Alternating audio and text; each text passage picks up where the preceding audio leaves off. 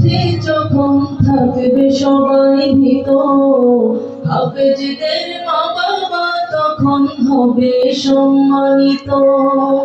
তাদের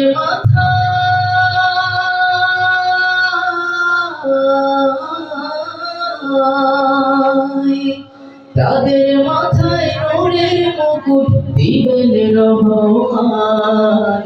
যাদের বুকের মালিক হলো হাফেজে কোরআন, হাফেজে কোরআন, হাফেজে কোরআন, হাফেজে কোরআন, হাফেজে কোরআন।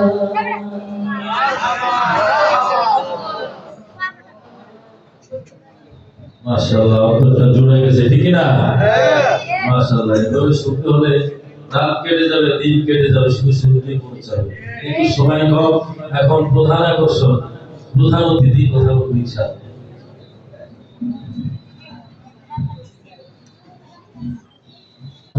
এখনটা আছে সিলেকশন, এখনটা আমাদের সকলেরই খেলার ব্যবস্থা করতে হবে। আমরা অনুষ্ঠান কেমন হচ্ছে আমরা আওয়াজ করে বলো। প্রত্যেকের আশা আকাঙ্ক্ষা পূরণ হয়েছে তো? আমরা কি আর শুনবো কিছু? আমরা এখান থেকে আর শুনবো? শুনলে সেহেরে এটাই কি বলে আল্লাহ তাআলা আমাদেরকে যদি আবারও সময় করেন আসবেন লক্ষ্মীপুর এই লক্ষ্মীপুর জেলা হেফজ পরিষদের থেকে আমরা আবারও নিয়ে আসার চেষ্টা করবো ইনশাআল্লাহ। এই পর্যায়ে আমাদের সামনে কথা বলবেন, উপদেশ দিবেন সারা বাংলাদেশের হাফেজদের কারিগর এবং হাফেজদের উস্তাদ, বিশ্বজয়ী হাফেজদের উস্তাদ হযরত মাওলানা মুফতি কাইয়ুমুল্লাহ সাহেব, হযরত মাওলানা মুফতি কাইয়ুমুল্লাহ সাহেব দামাত বারাকাতুহু আলিয়া। আসসালামু আলাইকুম ওয়া রাহমাতুল্লাহি ওয়া বারাকাতুহু। সালামের উত্তরটা কি পাই না, ঢাকা থেকে এত কষ্ট করে আসলাম রাতে। আবার আসসালামু আলাইকুম, এখানে আনন্দ করছি কোরআন নিয়ে।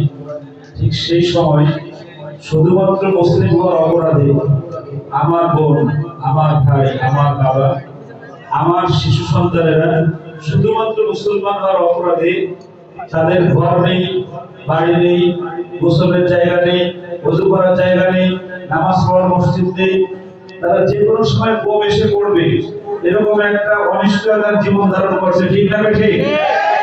আরো যদি বলে ঠিক না বেঠিক? শুনছি মাগো ফিলিস্তিনে তোর আছে রূপে, সেই বেদনায় হৃদয় কাঁদে, লুমা যায় না মুখে। শুনছি মাগো ফিলিস্তিনে তোর আছে রূপে, সেই বেদনায় হৃদয় কাঁদে, লুমা যায় না মুখে।